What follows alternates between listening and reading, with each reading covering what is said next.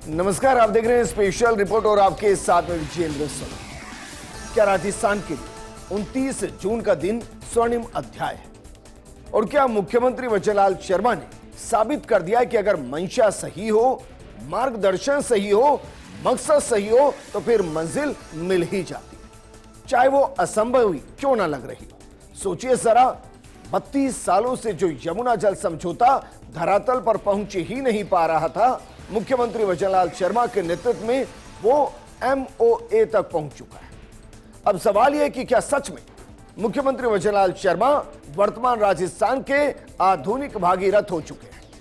और क्या वचनलाल शर्मा को भागीरथ की उपाधि दी जा सकती है? साथ ही सवाल यह भी है कि अब शेखावाटी तक यमुना का पानी कब तक पहुंचेगा। चलिए आपको विस्तार से समझाते हैं कि मुख्यमंत्री की कुर्सी संभालने के बाद वचनलाल शर्मा ने वो कौन कौन से कदम उठाए कि उन्हें वर्तमान राजस्थान का आधुनिक भागीरथ कहा जाने लगा है।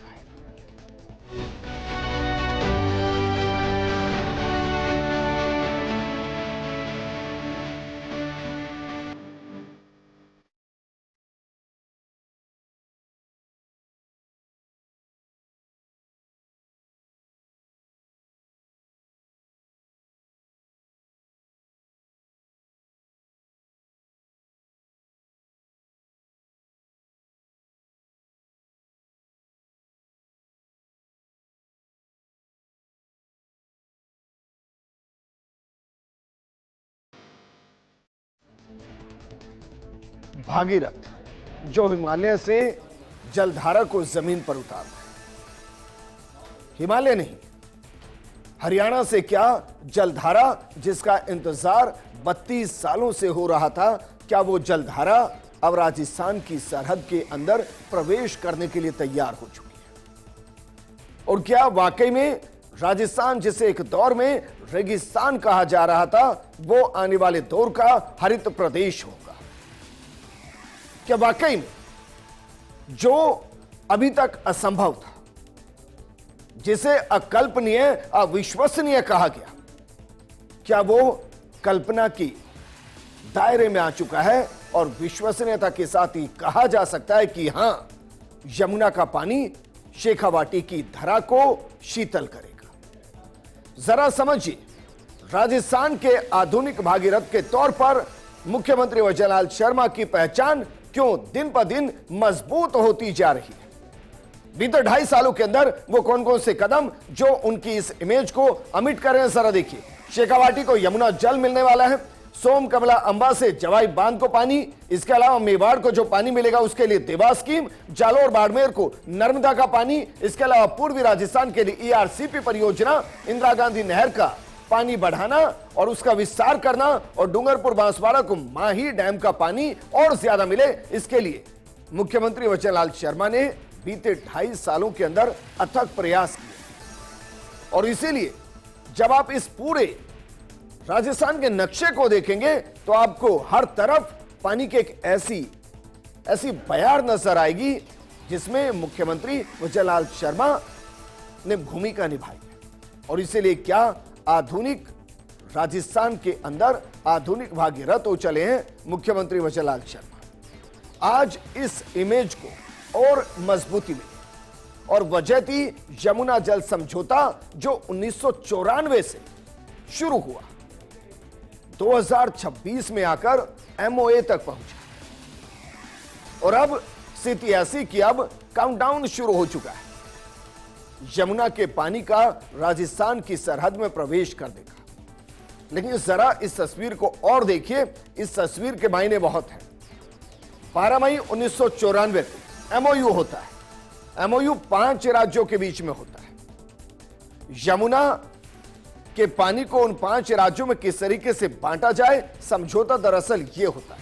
इसके लिए एक बोर्ड का भी निर्माण किया जाता है। लेकिन आप सोचिए, 12 मई 1994 से 17 फरवरी 2024 के बीच में ये लगभग 30 साल होते हैं, 3 दशक होते हैं। इन 3 दशक के अंदर यमुना का पानी राजस्थान में आए, ये उम्मीद कभी जगी ही नहीं। या यूं कहिए कि किसी सरकार ने इस उम्मीद को प्रबल होने ही नहीं दिया। पत्राचार से आगे ये मांग जो थी राजस्थान की, वो कभी धरातल की तरफ नजर गड़ाकर देख ही नहीं पाए। लेकिन ये जो 2024 से 2026 के बीच के 2 साल हैं, इसमें जो परिवर्तन है वो परिवर्तन इस चेहरे का है। एक तरफ एक बड़ा क्वेश्चन मार्क, वो क्वेश्चन मार्क इसलिए क्योंकि जो भी वहां पर रहे उन्होंने इसको एक सवाल ही रहने दिया, इसका जवाब तलाशने की कोशिश नहीं की कि कैसे इस समझौते को जमीन पर उतारा जाए। लेकिन मुख्यमंत्री वचनलाल शर्मा ने इसे MOA तक पहुंचा दिया है, 29 जून 2026। अब यहां से आपको साल तो गिनने होंगे पानी को राजस्थान में पहुंचने के लिए, लेकिन ये साल पानी के यहां पहुंचने के साथ खत्म होंगे। ये अनंत काल के लिए नहीं चलेंगे, क्योंकि बाकायदा समझौता और कैसे पानी आएगा ये हम आपको बताएं। उससे पहले मुख्यमंत्री का बयान क्या रहा, जरा एक नजर इस पर भी डालिए कि वो क्या कह रहे हैं। वो कह रहे हैं कि यमुना जल समझौता आने वाली पीढ़ियों की आशाओं और आकांक्षाओं का पूरा होने की दिशा में ऐतिहासिक कदम है। सरकार इस प्रोजेक्ट को समय पर पूरा करेगी। दोनों राज्यों के बीच सहमति बनाने में प्रधानमंत्री नरेंद्र मोदी और केंद्रीय गृह मंत्री अमित शाह ने अहम भूमिका निभाई, मुख्यमंत्री वचनलाल शर्मा। और यह सच है, क्योंकि गृह मंत्री अमित शाह और प्रधानमंत्री नरेंद्र मोदी वो जो 2047 का सपना देख रहे हैं विकसित भारत का, उसके पूरे होने के लिए हर प्रदेश का विकसित होना जरूरी है। और किसी भी प्रदेश के विकसित होने के लिए उसके पास पानी होना जरूरी है, क्योंकि पानी होता है तो विकास होता है, हरियाली होती है, खेती होती है, उद्योग होता है और पलायन रुकता है। इसलिए यह समझौता छोटा नहीं है। अब जरा तस्वीर को समझिए और महसूस कीजिए कि अभी तक चल क्या रहा था। बाकायदा एक गठन किया गया पानी के वितरण को लेकर, और इस बोर्ड को नाम दिया गया अपर यमुना नदी बोर्ड। इसका गठन 11 मार्च 1995 को भारत सरकार द्वारा किया गया था, यानी कि 1994 में MOU होने के ठीक 1 साल के बाद एक बोर्ड बनाया गया और उस बोर्ड का नाम था अपर यमुना नदी बोर्ड। इसका मुख्य उद्देश्य 12 मई 1994 को यमुना बेसिन से जुड़े 5 राज्यों, जिनमें उत्तर प्रदेश, हरियाणा, राजस्थान, हिमाचल प्रदेश और दिल्ली के बीच हुए जल बंटवारे के समझौते को लागू करना और यमुना नदी के पानी का उचित प्रबंधन करना। साल 2000 में उत्तराखंड के गठन के बाद उसे भी इस बोर्ड के अंदर शामिल कर दिया गया। लेकिन 1994 से 2000 के बीच में 6 साल सिर्फ उत्तराखंड को जोड़ने के अलावा बहुत ज्यादा प्रगति इस बोर्ड के अंदर नहीं हुई। ना विवाद सुलझे, ना पानी कैसे पहुंचेगा किस स्टेट के अंदर, इस पर बहुत ज्यादा बातचीत हुई। लेकिन फिर भी जरा इसके दावे, इसके काम और हकीकत को समझिए जरा। जो अपर यमुना रिवर बोर्ड था, उसके प्रमुख काम क्या थे? पहला था जल आवंटन, यानी कि जल को राज्यों में आवश्यकता और समझौते के अनुपात में बांटना। दूसरा था जल संरक्षण और बांध परियोजनाएं, रेणुका, किशाऊ और लखवार जैसे प्रमुख बांध परियोजनाओं को गति देना और जल भंडारण क्षमता को बढ़ाना। तीसरा था अंतर्राज्यीय समन्वय, जल बंटवारे से जुड़े विवादों का समाधान करना, सहयोग को बढ़ावा देना। क्या इनमें से कोई भी काम ये बोर्ड कर पाया? ना तो सोचिए जरा पानी का बंटवारा हुआ, ना ही बांध परियोजनाओं में प्रगति हुई, और जो विवाद थे वो विवाद तो अब जाकर सुलझ रहे हैं। लेकिन इनके सुलझने में बोर्ड भी बदल गया और बाकायदा एक नए बोर्ड की बातचीत चल रही है। लेकिन अब जरा इस समझौते को समझिए जो राजस्थान हरियाणा यमुना जल समझौता है। यह दरअसल क्या है? यमुना जल समझौता 1994 में यमुना बेसिन राज्यों के बीच हुआ। यमुना के पानी के बंटवारे को लागू करने की खास कार्य योजना बनाई गई। राजस्थान को उसके हिस्से का पानी पहुंचाने के लिए कोई नहर प्रणाली ना होने के कारण यह परियोजना 3 दशकों से अटकी हुई थी। नए समझौते के तहत हरियाणा की हथनीकुंड बैराज से पानी राजस्थान लाया जाएगा। मानसून के महीनों जुलाई से अक्टूबर के दौरान सरप्लस पानी राजस्थान लाया जाएगा। अब कुछ ऐसे कह रहे हैं कि भाई 1994 का जो समझौता था, जो MOU था, उसमें तो हथनीकुंड बैराज का नाम ही नहीं था। अब इसका जवाब दरअसल यह है कि 1994 के समझौते में तो उत्तराखंड का भी नाम नहीं था, क्योंकि उत्तराखंड बना ही 2000 में है। बिल्कुल ऐसे ही जो हथनी कुंड बैराज है वो बना ही 1999 के अंदर है। तो जो बना ही 1999 में है उसका नाम 1994 के एमओयू के अंदर, समझौते के अंदर कैसे हो सकता है? इसलिए आप कंफ्यूज मत होइए। आपको कहा जा रहा है 1994 में तो एक अलग ही समझौता था, आज एक समझौता अलग ही कर दिया गया है। ऐसा नहीं है, उसी समझौते को आगे बढ़ाते हुए यह किया गया है। बस फर्क इतना है कि उस दौरान ओखला, शायद ओखला से पानी की बात हो रही थी और उसमें इरिगेशन और ड्रिंकिंग वाटर दोनों की बात थी। अब हथनीकुंज बैराज से पानी आ रहा है और शेखावाटी को ये पानी मिलेगा, और ये कितना पानी मिलेगा जरा एक नजर इस पर भी डालते हैं। देखिए जरा, इसको लेकर भी बड़ा कंफ्यूज किया जा रहा है। 1971 क्यूसेक पानी मिलने वाला है और जो औसतन प्रवाह होगा वो 577 होगा, 577 मिलियन क्यूबिक मीटर एमसीएम पानी होगा सालाना। अब इसमें जो 577 एमसीएम पानी है वो दरअसल जुलाई से अक्टूबर के बीच में, यानी कि मानसून सत्र के दौरान, मानसून सीजन के दौरान जो वहां का अतिरिक्त पानी होगा वो 577 एमसीएम राजस्थान को दे दिया जाएगा। लेकिन ऐसा नहीं है उसके बाद पानी नहीं मिलेगा। उसके बाद के जो 7-8 महीने होंगे उसमें बाकी का पानी मिलेगा, यानी कि लगभग आप मान लीजिए 1400 एमसीएम के आसपास पानी बाकी रहेगा जो मिलेगा, और उसका इस्तेमाल चूरू, झुंझुनू और सीकर के अंदर होगा। अब जरा इस समझौते की टाइमलाइन को समझिए। साल 1994 12 मई समझौते के तहत राजस्थान को यमुना का 10.4% पानी आवंटित हुआ। साल 2001 हरियाणा बैराज से पानी मिलना तय हुआ। साल 2018 यमुना का पानी पाइपलाइन के जरिए राजस्थान पहुंचाने पर बातचीत शुरू हुई। साल 2024 17 फरवरी 2024 को हरियाणा और केंद्र सरकार के साथ त्रिपक्षीय एमओयू पर राजस्थान सिग्नेचर करता है और उसके बाद डीपीआर का काम शुरू होता है। साल 2026 29 जून 2026 को राजस्थान और हरियाणा के बीच ऐतिहासिक एमओए साइन होता है। पानी की मात्रा, प्रोजेक्ट का लाभ, निर्माण, संचालन, यहां तक कि पानी के बंटवारे की अंतिम शर्तें सब कुछ निर्धारित कर दी गई। इसलिए जल्द यह तय होगा कि बाकी जो एमओए के अंदर लिखा है उसमें राजस्थान के लिए और क्या क्या फायदा है। लेकिन यमुना जल प्रोजेक्ट की कुल लागत कितनी होने वाली है?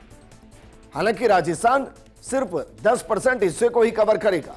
90% के आसपास का जो प्रोजेक्ट है वो हरियाणा के अंदर है और हरियाणा के लगभग 5 जिलों को इसका फायदा होगा, राजस्थान के 3 जिलों को। लेकिन फिर भी ओवरऑल अगर प्रोजेक्ट की लागत की बात की जाए तो जरा एक नजर इस पर भी डालिए और देखिए 33,379 करोड़ रुपए प्रोजेक्ट की कुल लागत है, जबकि इसमें से जमीन अधिग्रहण और मुआवजे के तौर पर जो दी जाएगी वो 2900 करोड़ के आसपास है। 33,379 करोड़ कुल प्रोजेक्ट की लागत और 3900 करोड़ रुपए जमीन अधिग्रहण और मुआवजे के लिए दी जाएगी। और ये पैसे आवंटित हो चुके हैं, काम शुरू हो चुका है। अब सोचिए सर, अब जरा समझिए ये पानी आना कहां पर है? भाई वहां से तो चलेगा, हथनी कुंड बैराज से पानी चला, 3 अलग अलग पाइप के जरिए चला, लेकिन राजस्थान में कहां आएगा? और क्या है राजस्थान में सीधा सप्लाई होगा या इसकी स्टोरेज होगी? और स्टोरेज के बाद उस वक्त इसका इस्तेमाल होगा जब इसकी सबसे ज्यादा जरूरत है। जरा इस पर भी एक नजर डालिए और देखिए जरा, हथनी कुंड से पानी चलेगा, 295.5 किलोमीटर के पाइपलाइन होंगे, उसके जरिए जो पानी पहुंचेगा वो चूरू के हसियावास में पहुंचेगा और हसियावास के अंदर बाकायदा इसको स्टोर किया जाएगा। स्टोर क्यों किया जाएगा? क्योंकि मॉनसून सीजन है, राजस्थान में भी बारिश हो रही है, तो पानी की सिंचाई के लिए, बाकी चीजों के लिए बहुत ज्यादा किल्लत नहीं होगी और इसलिए इस पानी को स्टोर किया जाएगा और फिर इस्तेमाल होगा। यानी कि पाइप के जरिए पानी राजस्थान पहुंचेगा। यमुना का पानी हथनी कुंड बैराज से चूरू के हासियावास में बनने वाले डैम में पहुंचेगा। पानी को लाने के लिए जैसा कि हमने आपको बताया 295.5 किलोमीटर लंबी भूमिगत पाइपलाइन नेटवर्क का निर्माण किया जाएगा। 3.6 मीटर डायमीटर वाले 3 विशाल भूमिगत पाइपलाइनों के जरिए करीब 580 मिलियन क्यूबिक मीटर पानी राजस्थान तक पहुंचाया जाएगा। भूमिगत पाइपलाइन से रिसाव, पानी का रिसाव नहीं होगा, वाष्पीकरण तो बिल्कुल नहीं होगा, पानी की बर्बादी भी नहीं होगी, और इसलिए जितना पानी वहां से चलेगा बिल्कुल उतना ही पानी राजस्थान पहुंचेगा। अमूमन क्या होता है, नहरों के अंदर जब भयंकर गर्मी पड़ रही होती है उस दौरान पानी का वाष्पीकरण होता है, यहां ऐसा नहीं होगा। इसके अलावा जो पानी होता है वो ग्राउंड रिचार्ज करता है, यहां पाइपों के जरिए वो भी स्थिति नहीं।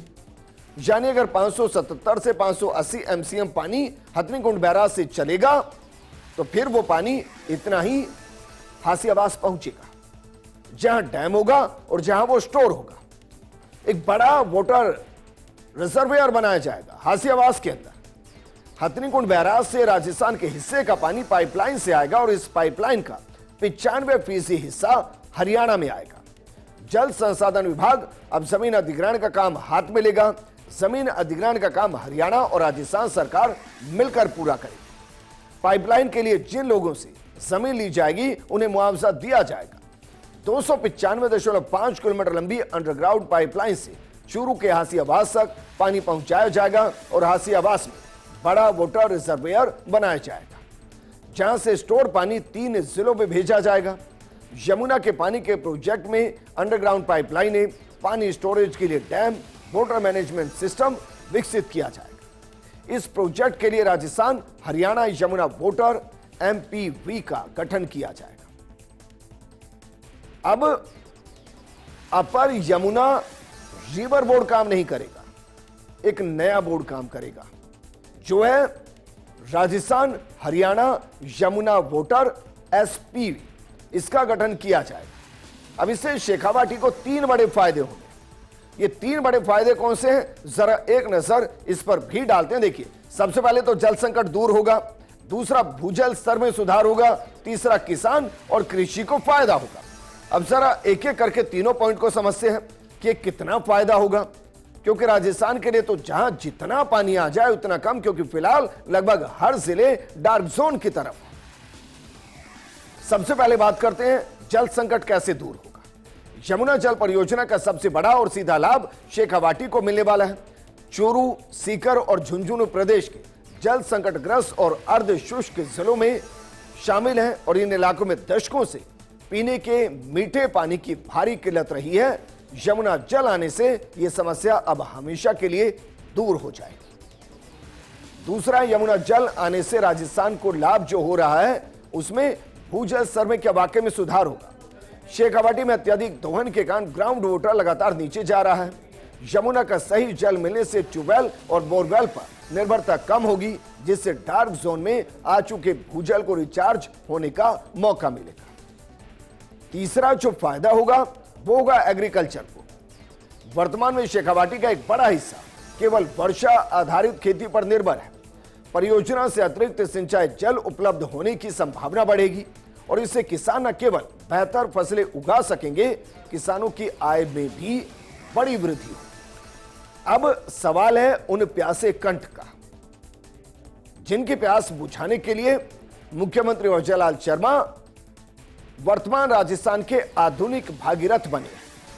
तो जरा देखिए कितने लोगों की अनुमानित प्यास बुझाने का ये पानी काम करेगा। जरा इस आंकड़े पर गौर फरमाइए। यह आंकड़ा है 75 लाख लोगों का, यानी कि 75 लाख कंठ ऐसे होंगे जिनको पानी की समस्या नहीं होगी, उनको तरसना नहीं पड़ेगा। 75 लाख की आबादी सीधे सीधे इससे लाभान्वित होगी। अब इसके लिए निगरानी के लिए कमेटी बनाई गई है, जिसका जिक्र हम कर रहे थे, क्योंकि लगभग 33,379 करोड़ की इस परियोजना के तहत हथनीकुंड बैराज से चूरू जिले के हासियाबास जलाशय तक लगभग 295.5 किलोमीटर लंबी भूमिगत पाइपलाइन बिछाने की जो योजना है, योजना के निर्माण और संचालन के लिए कमेटी का गठन होगा। राजस्थान हरियाणा यमुना वाटर एसपीवी का गठन किया जाएगा। राजस्थान सरकार डीपीआर केंद्रीय जल आयोग को भेज चुकी है, जबकि हरियाणा सरकार पाइपलाइन अलाइनमेंट को सैद्धांतिक स्वीकृति दे चुकी है। यानी मानकर चल सकते हैं कि सभी बाधाएं दूर हो चुकी हैं। अब बस इंतजार है शेखावाटी में हथनीकुंड से पानी के आने का। लेकिन हम आपको एक तस्वीर और दिखाते हैं, और इस तस्वीर का इस पूरी परियोजना से बड़ा गहरा नाता है। एक बार के लिए फर्ज कीजिए, अगर हरियाणा के अंदर कांग्रेस की सरकार बन गई होती और वहां बीजेपी की सरकार ना होती, तो भी क्या राजस्थान को पानी मिलता? इस सवाल के जवाब के लिए आपको उनके घोषणा पत्र का सिंचाई का जो पन्ना है उसको देखना पड़ेगा। देखिए जरा, उस पर क्या लिखा है। उस सिंचाई के पन्ने पर लिखा है कि यमुना नदी का पानी राजस्थान को दिए जाने संबंधित जो समझौता किया गया है उसे निरस्त किया जाएगा। और यह बाकायदा बीजेपी हरियाणा के सोशल मीडिया अकाउंट से इसको शेयर किया गया था। अब अंदाजा लगाइए, हरियाणा खुलकर कह रही कि भाई अगर हमारी सरकार आ गई तो हम पानी नहीं देने वाले हैं, राजस्थान को कोई पानी नहीं देने वाले हैं और ना ही समझौते को मानने वाले हैं। तो क्या वाकई में राजस्थान की शेखावटी के उन 3 जिलों की लोगों की किस्मत है कि यहां मुख्यमंत्री बने भजनलाल शर्मा और हरियाणा में बीजेपी की सरकार बनी और केंद्र में प्रधानमंत्री मोदी और गृह मंत्री अमित शाह, जो समस्या को अटकाते नहीं है, समस्या को सुलझाने में विश्वास करते हैं। वरना सोचिए, एक दौर हमने वो भी देखा है जब यहां मुख्यमंत्री के तौर पर अशोक गहलोत, हरियाणा में मुख्यमंत्री के तौर पर भूपेंद्र हुड्डा और सेंटर में प्रधानमंत्री के तौर पर डॉक्टर मनमोहन सिंह। वही सीक्वेंसिंग थी, लेकिन यह समझौता नहीं हो पाया, पानी भी नहीं आ पाया।